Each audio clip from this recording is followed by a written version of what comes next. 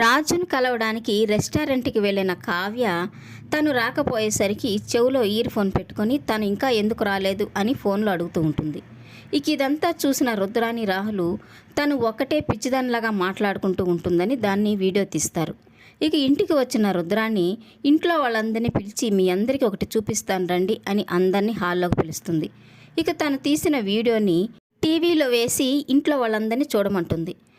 ఇంట్లో వాళ్ళంతా ఆ వీడియోని చూసి ఒక్కసారిగా షాక్ అయిపోతూ ఉంటారు. ఏంటి కావ్య ఎదురుగా ఎవరు లేకుండానే తనే పిచ్చిదానిలాగా ఒకటే మాట్లాడుకుంటూ ఉంది, ఏమైంది కావ్యకి అని బాధపడుతూ చూస్తూ ఉంటారు. అపర్ణ అయితే నా కొడుకు చనిపోయాడు, నా కోడలు నా కొడుకు బ్రతికున్నాడు అన్న భ్రమలోనే బ్రతుకుతుంది అని ఏడుస్తూ బాధపడుతూ ఉంటుంది. తనని చూసిన ఇందిరాదేవి కూడా బాధపడుతూ ఏడుస్తూ ఉంటుంది. కావ్య పరిస్థితి చూసి స్వప్న కూడా చాలా బాధపడుతూ ఉంటుంది. ఇంతలో కావ్య ఇంటికి రావడంతో తనని చూసిన రుద్రాని అయితే ఒక్కసారిగా రెచ్చిపోతూ చక్కగా తయారై వెళ్ళిన హీరోయిన్ కూడా వచ్చేసింది.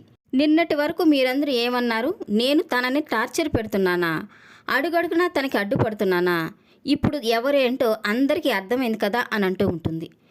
కావ్యకి రుద్రాని ఎందుకు అలా మాట్లాడుతుందో ఏం అర్థం కాక టీవీ వైపు చూసి ఒక్కసారిగా షాక్ అయిపోతూ ఉంటుంది.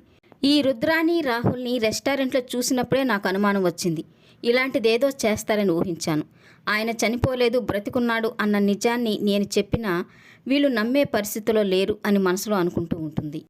రుద్రాని అయితే మీరందరూ ఈ వీడియో చూసిన తర్వాత కూడా ఇంకా ఈ ఇంట్లో కావ్య మాటలు వినడానికి ఎవరైనా మిగిలిన్నారా అని అందరినీ అడుగుతూ ఉంటుంది.